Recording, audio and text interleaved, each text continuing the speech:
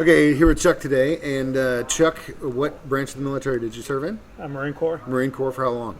4 years, 89 to 93. Cool. What made you want to get into the military? I got out of high school. Parents moved to Germany. Wow. And, if you don't mind me asking, what for? Just to go, or Job. Really? Job related. What kind of job did they do in Germany? Dad was an electrical engineer. Wow, that's cool. That's awesome. He was installing weapon vaults in the Air Force hangars over there. Oh wow. So contractor basically for the government, or was he through outside? Cool, right on. So anyway, I just, not every day someone says my parents moved to Germany. You know what I mean? So I just was curious. Anyway, so what made you want to sign up again? I didn't want to go to Germany at 19. Yeah. What am I going to do over there? Yeah. Getting nothing but trouble. Yeah. And wasn't really college minded. So actually the next day I had a Marine recruiter call me. I said, yeah, I'd come down and talk to him. So he did a spill and I said, okay. And the rest is history. Yeah, right on. So we were talking before we started this and you said you were in communications? Correct. What kind of stuff did you do? Worked HF, VHF, satellite comm. Tell me a little bit about that, because that's Greek to this guy. The cell phone that's in your pocket, we did stuff like that. That's cool. Point a satellite antenna up and get all the generals talking to each other. Oh, wow. Did some VHF, HF work. Pretty much it. Pretty easy stuff. Really? Except when you put all the stuff in your pack and you got to hump it around. So you're the guy carrying the most equipment then? Yeah. Pack weighed about 110 pounds. Wow. Jeez Louise. I don't miss that. And I look at what these guys have today, their radios today, and how light they are and small they are, and it's like, where was this stuff? That's awesome. So that's really cool. Did you have any kind of interest in kind of engineering or communications like that before you went in, or is that just... No, I went in open contract, and I was expecting to get 0311 infantry, and they sent me to communications school, and that was a whole new ball of wax for me. Yeah, that's cool. That's cool. Have you done anything with that since you've been out? I'm fixing to get a ham radio license. Oh, nice. That's cool. Do that this month, actually. That's awesome, man. Not a lot of guys do that anymore, so that's really cool. Right. I've read a lot of, I'm into like unsolved mystery stuff like that, and I've been reading a lot of stuff about how they have these weird like things that happen on certain frequencies, and like supposedly there are these substations from back on the Cold War across the world, and some of them still broadcast, but they're remote. I can't remember, and they're pretty sure that there was a Soviet one. I want to say like northern, like Iceland or something like that, and every now and then it'll broadcast on this frequency, and it's always some weird stuff and they've got recordings of it of like it'll play music and then a child will start speaking in some things, and they're thinking that it's some sort of code for other operatives across the world that are listening in on that. But this was during the Cold War, so it had been the 70s or 80s. But man, it's some weird stuff, very cool stuff. Right. What was I going to say? Sorry, my conspiracy theory just spewed out all over the table. Well, I think we've become so dependent on cell phones and technology and everything that we've lost base with basic communications. Yeah. And that's what I'm interested in doing. That makes a lot of sense. That makes a lot of sense. How do you get a ham operator's license? Is it a lot to take? Do you have to pay a lot? Do you have to do a lot? Or $15. That's it? And you take a multiple choice question test. I'm taking mine. I think it's at Red Cross Center. Ain't it? Red Cross Center, third Saturday of each month. Cool. So, how far can we're going on the ham because I'm interested. How far can ham broadcast? Is it like over the world? I mean, how does that work? Depends on the band you're working on. Like 2-meter band, that'd be kind of local. Or you get into some of your HF bands, you talk around the world with it. Really? Wow. That's incredible. And you're not dependent on any corporation. Or anybody else. But do you have to build a tower for yourself, or how does that work? Depending on what kind of antennas. I mean, some of your antennas can be 20, 30 feet long, and you want them up high, so yeah, you need a big tower for stuff like that. But some of your 2-meter stuff, I mean, you toss it up in a tree and it works fine. Yeah. Like your walkie-talkie type radio. That's and cool. You bounce off repeaters. Yeah. And get out that way. That sounds like a really cool hobby. Do you? And I'm assuming you have ham radios and stuff like that, right? Not really legally, Yeah. but You have to own a license to own one. right. You need a federal license for Gotcha.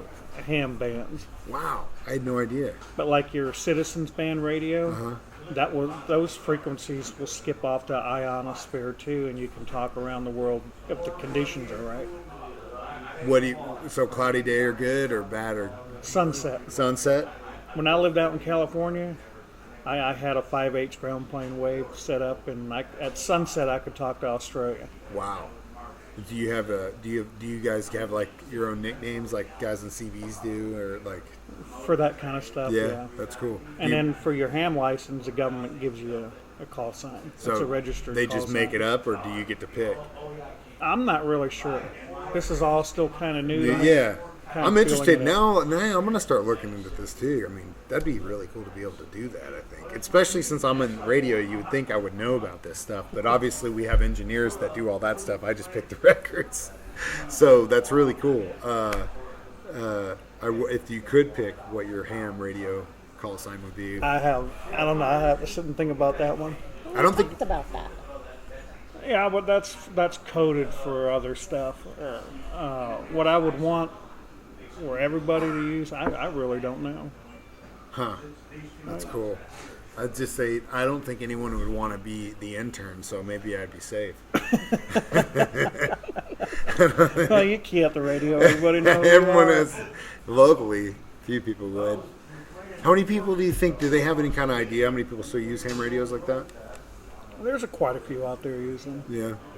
Now, it takes a little bit of money to get into it. You know, you got to buy the radios. Yeah. I was looking at a magazine the other day, and I've seen a multi-band radio for $13,000. But I mean, it was a monster.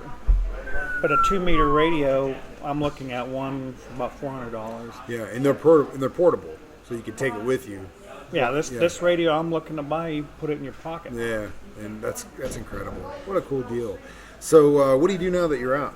Truck driver. Truck driver, yeah. And I guess if you do start doing stuff with the ham, were you going to take it on the road with you? Can you take it? I won't deal with it. You I won't? run local, so to throw all that stuff in there. I was going to say you could just call back, no more self, and be like, hey, I'm coming home. I'd really like to have some Salisbury steak tonight for dinner. Over.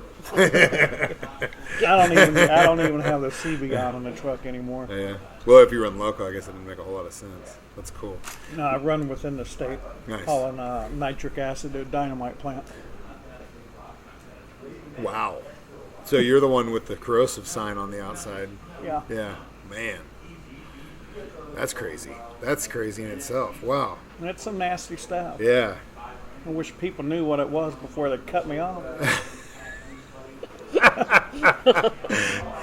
I want to say that I always drive. I have friends with a lot of guys that drive trucks, and I always am real cautious around the guys, especially if I see a corrosive sign. Just back out. I'm out. I'll get as far away as I can. You know what's really sad, though? I find this really sad. You know, you got the people that protest wars and all this, and they cry about all the people that die in combat. What the Vietnam War, I think, was 58,000. You know, and you hear people cry about that all the time, which is really sad. But when you look at how many people die on our nation's highways every year, Oh. between 30 to 50,000 die a year on our highways. It's crazy. It is. It's It's really nu- sad. And it's- nobody ever says no. nothing Well, about that. Yep. It's because advertisers. War, Yeah. you expect casualties. Yeah. But yeah, But the highways, they're the biggest death trap we got. cars always. And if you know what's crazy, if you look back at like mid-50s, like Patsy Cline, Patsy Cline died in a car crash. Somebody died on the way to her funeral in a car crash. I mean, people died in car crashes all the time. Plane crashes, car crashes, every time, all the time. But yeah, it's true. It happens. It's crazy, and people don't pay attention. People driving. We could talk all day about that. But yeah, you're absolutely right. You're absolutely right about that. Yeah, we're up to, 330 something, I think, in this state already this year. This year, yeah. I used to actually be on the traffic advisory board of the city of Springfield. I was making a joke about how no one wanted to be on these committees. I guess years ago, the mayors thought it would be a great idea to make a committee for everything. It was like, let's have a committee for parks. Oh, you guys want traffic? Cool. Committee for traffic. Oh, you guys want a committee for wastewater? Cool. Boom, done. And I was making a joke about how we were running out of people with nothing to do to go be on these boards. Well, then I got a call from the mayor saying, hey, why don't you be on it? And I was like, okay. I had an ulterior motive. I wanted them to put a stop sign at this intersection I lived near at the time, because people would just fly and there weren't any. There was it was 2 through streets, stop one way, and people would fly on this one. When I lived there, I probably saw 15, 20 wrecks right there, and I was like, one of these days, a kid's gonna be riding his bike, and it's gonna be a death. And so I joined that advisory board for the specific purpose of getting them to put a stop sign in. Put my time in, finally brought it up about a year after putting my time in. Okay, cool, we'll go set up a study. They put one of those little meters to count how many cars are going, how fast they're going, and then the sign that tells you how fast you're going. And they had it out there for 2 weeks.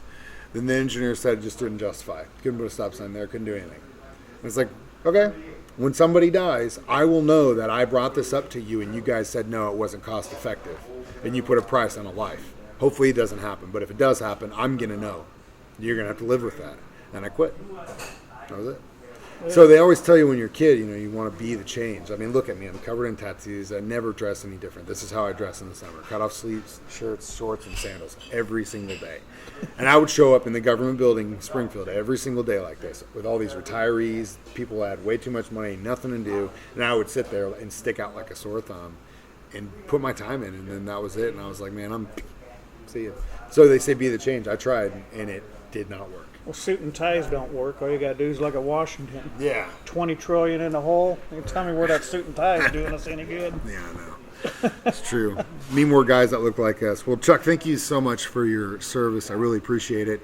And thanks for helping me learn something about ham radios, man. That's awesome.